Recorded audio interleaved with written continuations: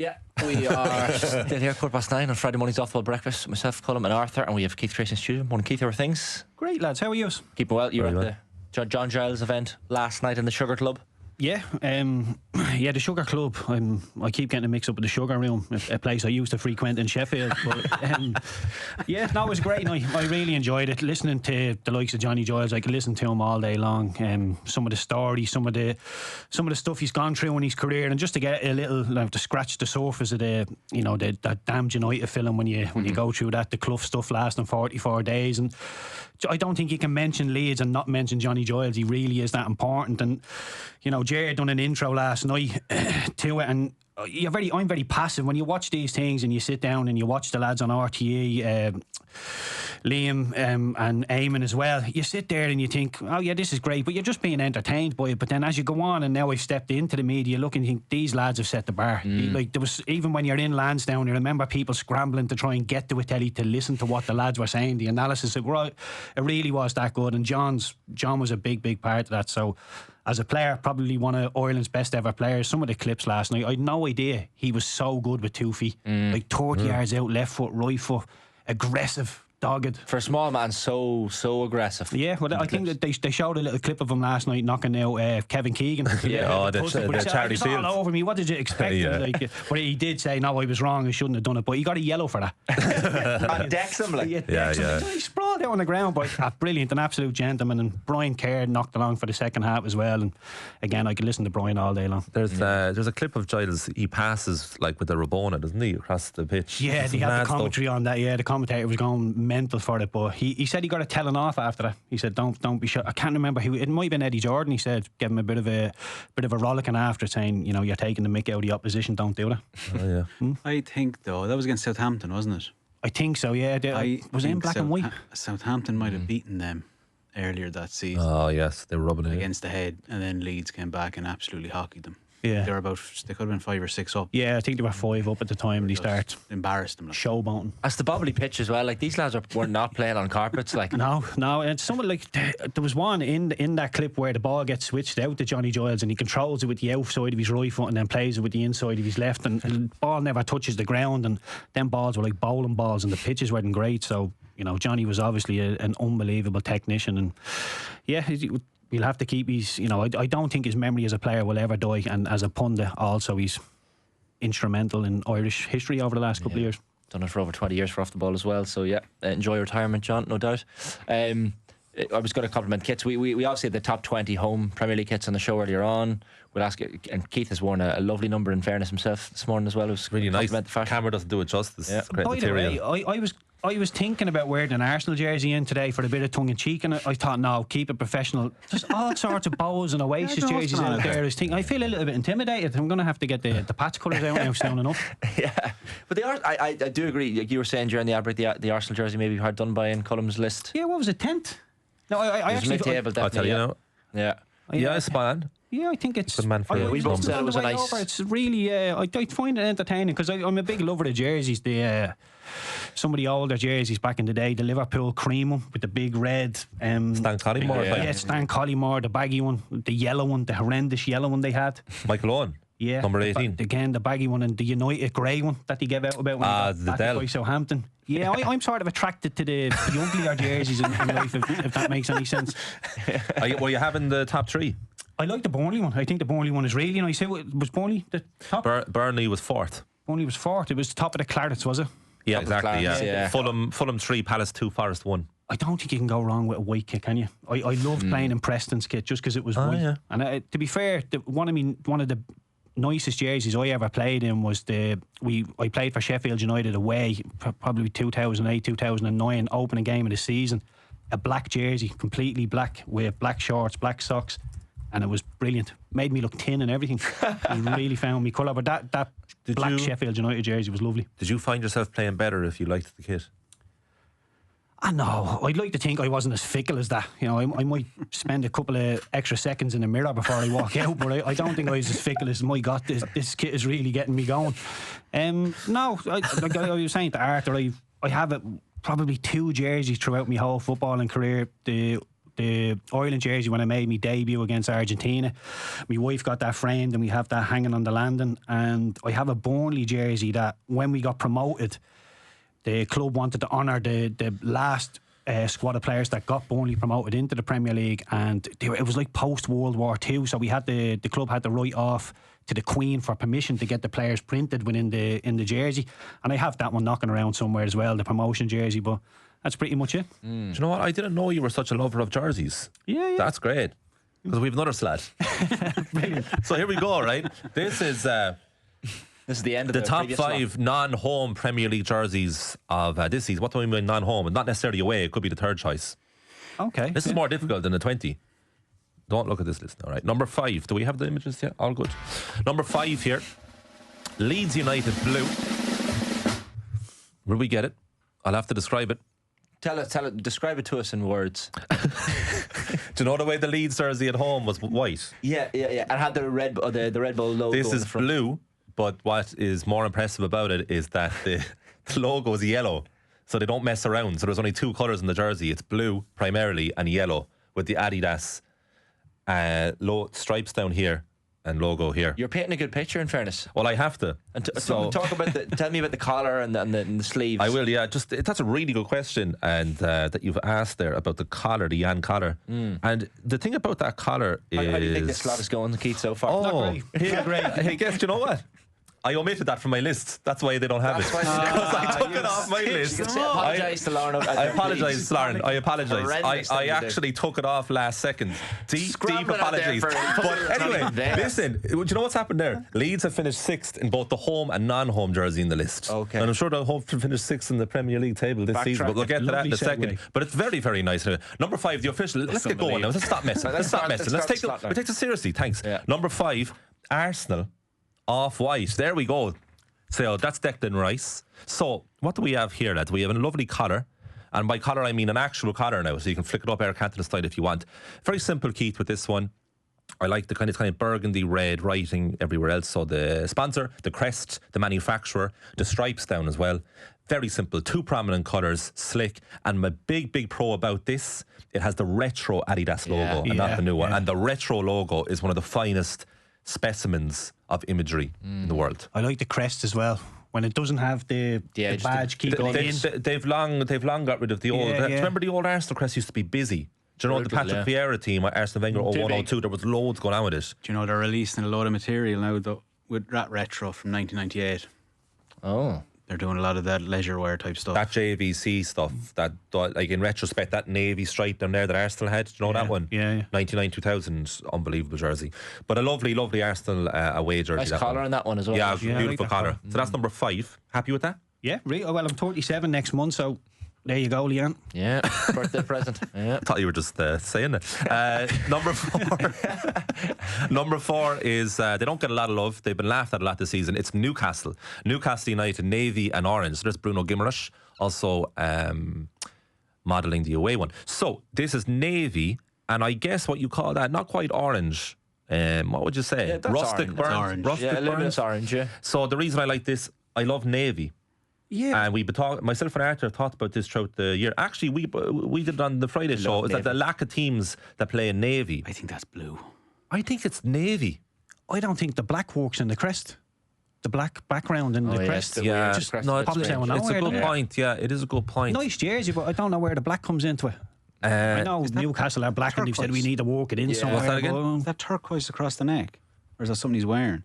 Turquoise. Yeah. No, I think it's just a lining. V-shaped with orange. I don't know. He might have something on himself Got that's the of a Champions personal League nature. logo in as well, I tell you, didn't he? yeah. Make sure, Island, show get the badge in. him. Try and get the players to stay. Alexander, look, Champions League. Again, the reason, massive, huge reason that this makes the list at all is the retro Adidas logo. Yeah, So if that was the new one, I don't even think this would make it, to be honest. But I think just that'd like be it. nice a short sleeve. Yeah, I don't think long sleeve does it. See, you could wear that out, like. That's the They thing. did need to continue the stripes down the full arm on the long Good sleeve. point. Yeah. You see, right, I think very few people wear long sleeve jerseys. Yeah. Hardly anyone. No, because I think what they wear the Under Armour stuff, don't they? Yeah, If usually they're gonna, wear Under yeah, Armour. so it's like short and then Under Arm. Yeah. But you were a long sleeve guy, were you? No, I was No, short you were sleeve, short but I sleeve, would yeah. wear me Under Armour under it. Yeah. But you generally get 2 jerseys, so when you walk in, you'd have a short sleeve and a long sleeve, and if your nose or head gets busted open or some blood, then you might have to go into the long sleeve. But yeah, generally I have a short sleeve. So that's number 4. Number 3 on this list, Tottenham Hotspur Black. Very simple. Oh, Very, very simple and slick. Subtle, yeah. Why do I like this? You can wear it anywhere. Pub, wedding, match, whatever you want, Yeah. right? So Yeah, funeral. very simple crest, bit like Arsenal, dare I say, with Spurs. I always have a soft spot for Nike jerseys throughout the years. I think they rarely go wrong. Sponsor's okay, it's fine, doesn't really get in the way too much. It's also the same colour. And again, what's the theme here, Shane? 2 prominent colours will get you a lot of brownie points in these lists. Two prominent colours. I just love a black jersey, black/navy, very simple. There's a pang of Sligo off it. Yeah. It has a bit of a checkered design. Checkered past. Yeah, I know checkered. Yeah. No, I like it. Now, Bobby Dwyer was actually promoting this during the week as a great jersey. And so I took Bobby's words and looked at it myself and I said, absolutely, independently of you, it would be in my list anyway. Fair. So I'm having that. Up to the top 2 now. Now, this one has gone in for a lot of praise this summer from a club that's a bit chaotic themselves, but the Manchester United black jersey this summer is much loved. There's Lenny Euro on the boys. So this one is black with yellow for the rest, and there's a bit of blue. So there's a bit of blue in the collar and a bit of blue in the sleeve. But again, what am I going back to, lads, here? Why is it on the list? It's a throwback. Oh, the Adidas, the old Adidas school retro logo. and black and yellow. So to throw back to that jersey I spoke about at the start of the Cantona show, Kung Fu that one. Cantona, exactly, Cantona Kung Fu, mid-90s, throw back to that. They actually had a very similar jersey a few years ago. Do you remember when Ralph Rangnick was in charge? Yes. And they played away at Arsenal towards the end of that season. And it was kind of similar to that. And I wasn't mad about that jersey. So I'm not as mad about it as everyone this summer, but it's obviously very high up on my list. It's second best in my opinion. There's a lot going on with it. You get bang for your buck. Lovely black, bit of yellow, retro. Keith's not having it. I think the Arsenal one is lovely. Yeah. I know I'm an Who'd you Arsenal fan. support? People are screaming, but I like the colour and the colour of the Arsenal with the burgundy running through it. I think Arsenal have been harshly done by here overall. Do you? Yeah, I think that's lovely. I think that's really there's nice. the pack again. Nice. And number 1 in the non-home Premier League jerseys for 2025-26. Keith Andrews has a particular appreciation for this. Brentford. Check this boy out. Oh. You having this? Baby blue, Yeah. burgundy, orange, It's a shocker. Joma. You were giving out earlier about the centre things. You didn't like the centre things. Now it's fine. It negates it for the fact the colour coordination is that's gorgeous. shocking. Baby blue, bit of this going on here. You get 3 different colours in one. They actually complement each other. There's a retro feel to it. Could be from the 70s or 80s. Could be an Italian team. Could be a Belgian side that you never heard of. There's loads going on with it. There'll be an air of mystery too because they won't wear it that much, I'd say. And they will a bit. It's beautiful. It's every away game against the red and I white don't know team. if it's like- actually officially the away Oh, jersey. sorry. Yeah. So they could when they're off now to the likes of Sunderland and the You boys. probably couldn't wear that away though. Could you wear light blue away at red and white? That's Will the you get thing. away You with see, that? I don't think we're going to see it an awful lot because it's not different enough from other teams. But I thought it was different, right? They went with something different. Keith, He's sick. He's furious. Keith, we can keep this simple, right? We can keep it simple all we want, right? But I like a bit of imagination and creativity and risk Yeah, but in my shirt design. when you look at a jersey, And if you're going to be looking at me like that, I can't be having you in these meetings. You know, what if someone designed that and you're like, oh, I'm not sure. It looks like a T-shirt. What's the alternative? Yeah, what's the I'd wear it down alternative? the pub. I ask you all, what's the alternative To what? to that jersey? That Man jersey. United one's the best thing the club's done in years. I'd probably Well, agree. that, Yeah. you could well be right, but I don't think it's as good as this. You know, you can take all of United's cups that they've won, everything beyond the Premier League and Champions League. Arthur's saying that the best thing that they've done in years is the jersey. That could be right, but I still think that is better. Is there not just a wee bit too much going on? You were all about simplicity, and there's a bit going on. In the I middle don't of that. like when colours clash, right? That's the biggest no-no for me. The retro feel for that, the retro colours, they're like 1970s wallpaper. Do you know, you ever look at those old photos at home in the 70s and 80s? There's a load of different colours going on. There's that vibe to it. You could wear that with anything. You could definitely wear it out. Do you know where you'll see that jersey, Shane? All together now in 2 years. Yeah, I'd say so. They'll all have it. Festival it's jersey. very the bargain Belgian. bucket in Sports Direct soon enough. I think that's ugly. Yeah, it looks like a T-shirt. It is. Well, they're all Poundland, t-shirts. yeah. Yeah, It's but you very know, Belgian. it doesn't stand out as a jersey. Very Belgian. Remember Belgian, they had that Tintin one. That was only a year or two ago. Like Yeah. Belgium. Yeah. But I have a different expectation of international sides. There's very little you can do, I think, with an international jersey. That's more about the fit. But this one for me, I've huge respect for the risk that they took with that jersey, because Man City have done a shocker. I don't know if you've seen it, but it's grey with the luminous. Do you see that? Grey with the luminous sides, right? And it's like a training bib that you throw on. I don't like that. That's the home jersey. I don't like it though. That's sad. That looks like a sad. So that's the completion of this list, right? Yeah. And look, you're all a bit down now at the end of that. Like everyone, the mood, the morale's on the floor. But don't be like that, right? See it in action. Come back to me. See it with the shorts and socks. It's a beautiful, beautiful Do the shorts number. and socks have the other colours running through them as well? TBC. I get back to you on that one. Just tell him. Yeah. Okay. There's The a 70s wallpaper. There's a comment in there from Keane. I just liked how succinct it was. It wasn't necessarily, I don't necessarily agree with or endorse it. We'll say it again. Good work, Colin. Absolutely two abysmal lists. Listen, we can all say that. Like, look, we can all like. What's your list? Are you a fashion designer? Are you? Do you have the objective answer? Clown. Who is this guy? I don't even know this guy. Who is this? Who's this like? I've never heard this person in my life. Subscriber as well, Keen. Oh, we're glad to have you. Keep subscribing for all the top content here. You're a good boy. You're a good boy. Yeah. Fair play. Yeah. Entitled to his opinion, as are you, but some of the opinions were wrong there in those lists. But I do think you made it's so easy. Like you can just sit here and you can react to things that are done. Like, or you can create your own list. I think if you'd put Arsenal or Manchester United there as number one, That the guests here will be happy. well, I'd have been pretty happy with that as well. I like the Brentford one for a festival, but in terms of But that's what it is. Like a jersey has to be memorable. true, Do you remember that Auxerre jersey that I was talking about earlier in the show? The early noughties one. Kappa, PlayStation 2. Beautiful feel to it. No, but when you were talking about the Kappa jerseys, when I first went to Blackburn in 2005, we had a skin tight Kappa jersey. Yes. I know. Two I think it was guys. That's HSA right. through the middle. Yeah, And, yeah. oh my God, like. Are they murder to wear? Murder, yeah. If you little muffin top around, you do not want to be wearing skin tight. Let me ask you Kappa this: how different are the replica jerseys to the ones that you wear as professionals? tops. Fairly similar, to be honest. It's just the badges. You'll see the badges. There's a But the little more actual quality. fit and the material and all that's the same, is it? Material's all the same. The fit is not the same. You'll probably get individually fitted for your jerseys throughout the season. So it's not just your small, medium and large. It's more tailored to the player. Do you remember the United Navy jersey around the treble? I think it was the year after, and it was like a rugby jersey. Yeah. Do you remember that one? That was mad. It was a cotton design. It was crazy. Again, they only wore it like a handful of times. I'd say it was. I'd say it was the 99-2000 season. It had a line on it, didn't it? Yeah, it had a black collar and it was navy, and it had like white lines going across It was the it. thing. It was the game where didn't Roy Keane score twice to bet Arsenal? That's exactly in Highbury. Yeah. Exactly. Yeah. That's exactly the most high That's profile probably version of it. One of my Arsenal jersey that stands out was the last jersey they wore in Highbury, the maroon one. Oh, the 0506. Yeah, that's that was good, yeah. lovely jersey. Maroon again, like Maroon 5, that would be up there. Were you a man for names on the back of jerseys when you were younger? Well, they maybe weren't. It was only a modern enough invention. You were saying like No, sure, we'll be the same. Yeah, I like same that bit. names. Yeah. No, I don't remember going around with players' names on the jersey. I think it was too expensive. I think me man and dad were like, look, if you got the jersey, that's all we can do for you. But when you go to Spain and the players' names would be on the jerseys, and Yeah. maybe I done stuff like that. But I don't remember getting names printed on the jersey. Yeah, we had a conversation at the weekend on the show about the longest jersey names. I think we came to the conclusion. Jan Vanagur of Hesselink. Exactly. Number 10. It's great repurposing of content there. That's what we're all about here. Little Easter eggs for for all those weekend listeners. I'd say there'd be a lot of relieved parents around Liverpool for their kids who love Trent, because that was a disaster. If they're still charging per letter and per number, Alexander Arnold 66 and now he's Trent 12. So the Madrid versions are happy out. Joke. They got shafted there. They did. You'd forget. Speaking of shafted, this Slaff's nearly gone, isn't this? Is Arnie? We haven't even talked about the football. Speaking of clarity, Brentford, the other two colours are on the shorts and socks are both blue, and the same colours, the maroon and kind of. Oh, lovely. Thing, they're all on it. I hope they wear that now. Who are they against this week? That's live on News Talk. Nottingham Forest, away.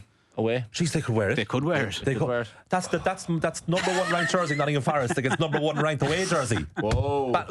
You're working Sunday? Can you? Can you promote it like that? I'll promote it like that. You won't. I know you won't. The best jersey. The best home jersey against your the eyes best are gone. No, I'll do it. You're doing the million mile stare. I'll do it. Would you do that? Yeah, What are you going to say? I'm Do going a to say practice there. Cullen Buhig's number one home jersey against Cullen Buhig's number one away. No, you say off the ball. That was on behalf of off the ball. I've nothing to do with that list. Wipe my hands. We did say we were going to do the predictions. Yeah, that got out of hand there. Certain things we did get out of hand. Will we fly through a few of them? Just literally fly We through. just go each around the round, houses, will we? around the Yeah. houses. We start with the winner, the Premier League champions this season. Yeah. Go ahead, Keith. Liverpool. Yeah. You know, you'd love to throw one in there and say an Arsenal, but I think with the recruitment that Liverpool have done, and this is without Isak. If they do go and get Isak, I'm doubling down on Mark Gay Liverpool as well. and Gay, like the lads that are just. It looks like every good player that's become a great player that's coming available in the Premier League wants to go to Liverpool, which as an Arsenal fan I'm looking at it thinking we're getting closer, but Liverpool just keeping that buffer with the players they're signing. So I expect Arsenal and City to be a lot better. I expect Chelsea to be better, but ultimately I expect Liverpool to get over the line.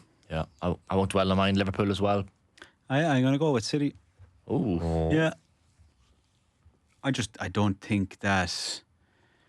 I don't know. I think whatever way it goes is going to happen is that Liverpool. There's every chance, and if Isak goes, you'll probably revise it again. But the way they won the league last year, I don't think it'll be possible this year. And it's even funny, John Brewin talking about it there. Like and you've talked about it since the get go. What'll happen when the pressure's on? And I just think there'll be a lot more pressure this year. Now, who knows? They might still come out the better end of that. But I just think that if it's going to be a dogfight like that, which I think it probably will be, City will probably, maybe City. I just think it's the signings they've made are kind of smart, and they still have Erling Haaland. Yeah. It's like the guy could score 40, he could score 40 goals next year. Like, it's just, that's why I went. But I'd say it's 50-50. Liverpool by process of elimination. Don't trust the others to win it. Right. Don't trust Arteta to see it over the line. Don't think City are as strong as they once were. I think they're second best though. Chelsea, I don't think they can sustain it throughout the season.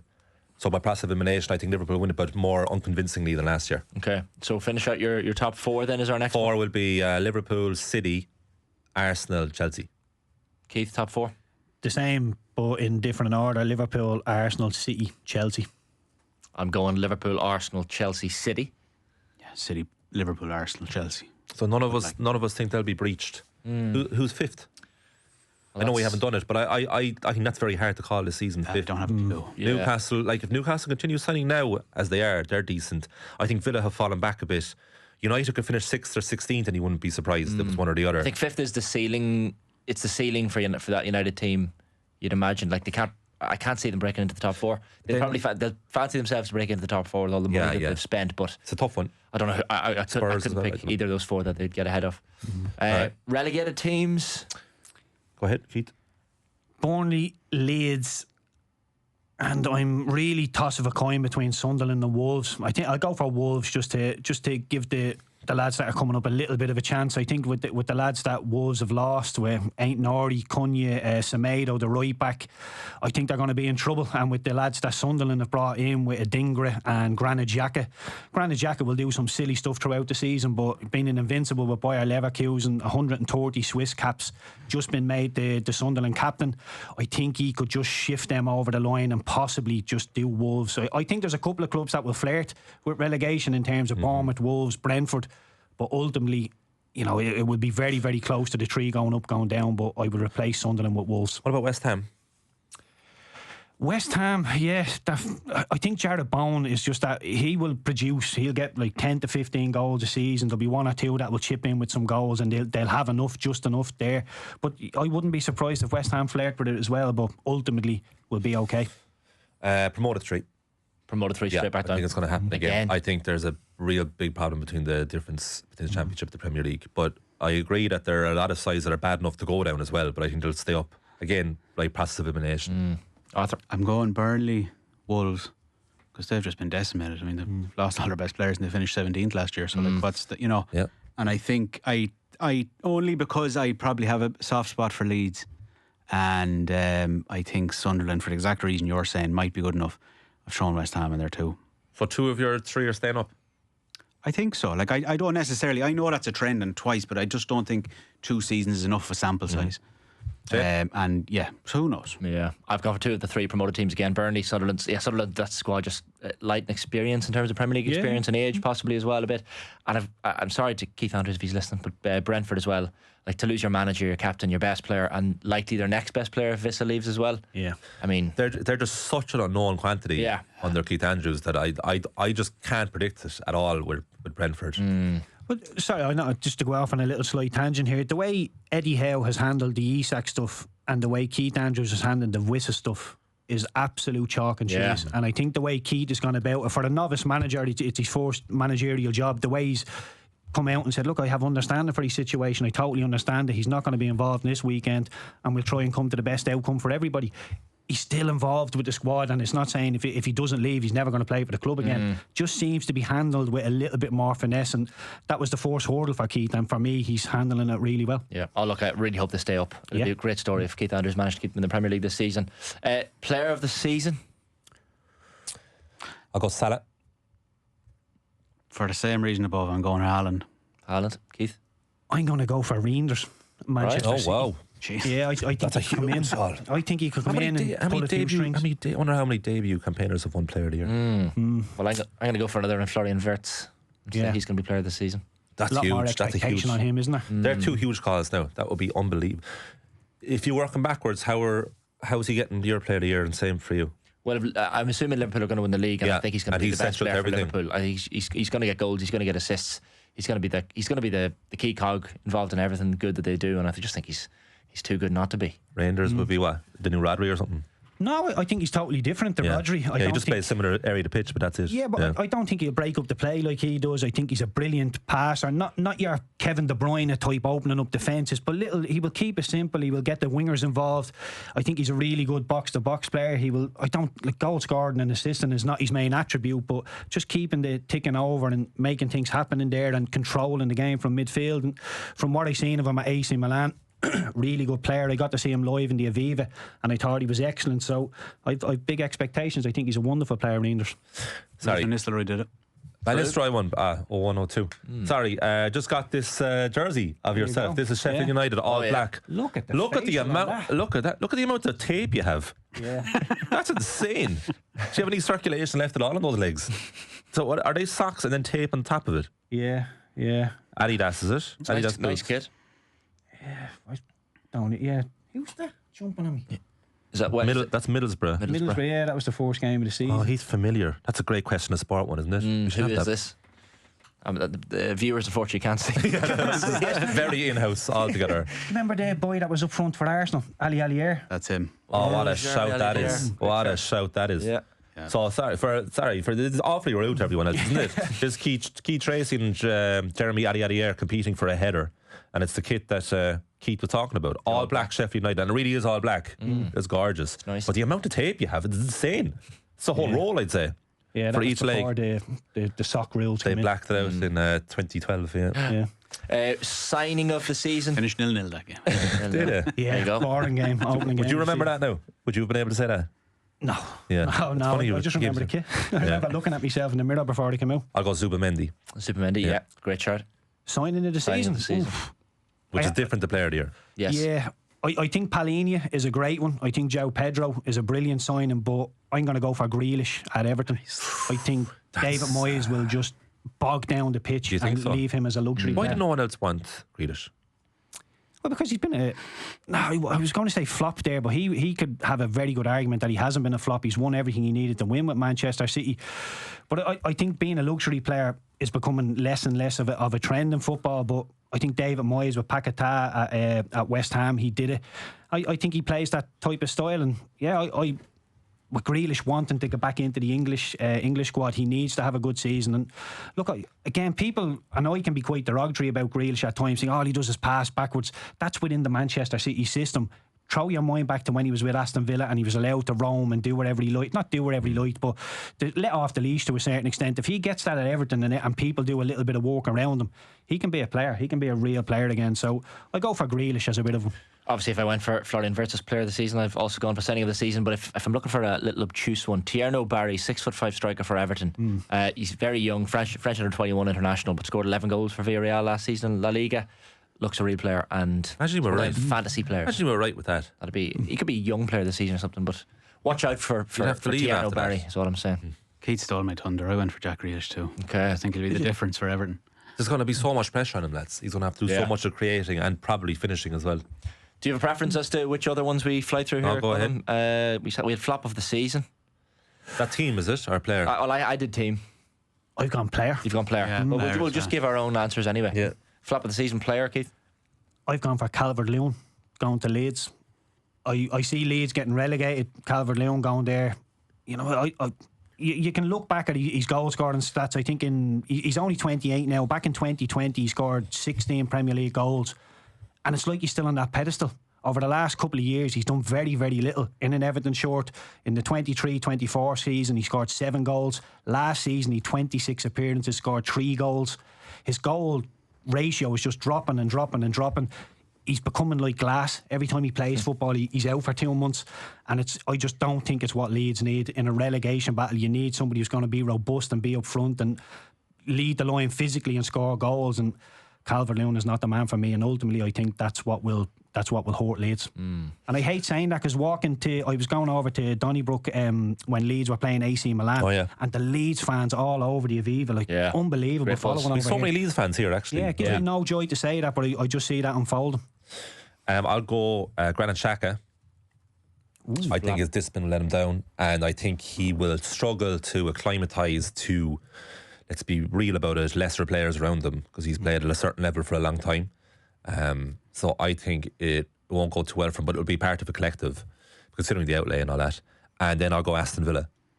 Okay. I think they're going to be bang average. Flop of the season. What would be a flop for Aston Villa? Like bottom half of the table, considering what they have in their manager. I think they'll go. I think they'll finish 11th, 12th. Yeah, right. I just think I have a worry about them that the momentum's kind of gone a bit. A flop of the season. I just picked a team, Fulham. 10th, 13th, 11th the last 3 seasons. I feel like they should push on, but like Emile Smith-Rowe wasn't great last season. Marco Silva's a brilliant manager, but like one quote from him, I remember, in the short term I'm looking at Fulham and then we'll see what happens next season. He's not really thinking about this club long term. They've only made one signing, a 34-year-old goalkeeper, Benjamin Lecomte, for like old football manager money, 437 grand. Yeah, bizarre. And he had a pop, didn't he, in his press conference the other day? Yeah, he's not been back. He could go. He could go early. I'd say he could go very early. They're being linked with Richarlison, but whether or not that I couldn't put Fulham as a flop because it was like, well, what are the expectations of Fulham? When I say flop, I mean they could finish 14th, 15th potentially. I feel. Which would be a flop, if they finished 10th, 13th, 11th the last few seasons. You'd expect them to push on from that position, but I just don't feel like they're going to. I'm not going to say they're getting relegated, but I don't think it's going to be a good season for them. I just from the relativity of what's expected, I was thinking I don't actually have any ill will about him. I've just put down Gyökeres only because the reality of the pressure on him now. It's not his fault, but like if Arsenal don't win something. Unless he's class, maybe. Like I have very little. But you're right. He's being signed for the now. That's what everyone is saying. Yeah, and Šeško is not being signed for now. He's a bit younger than. Yeah, but if he doesn't work out, they're going to pounce him, just like they did with Highlands. Yeah.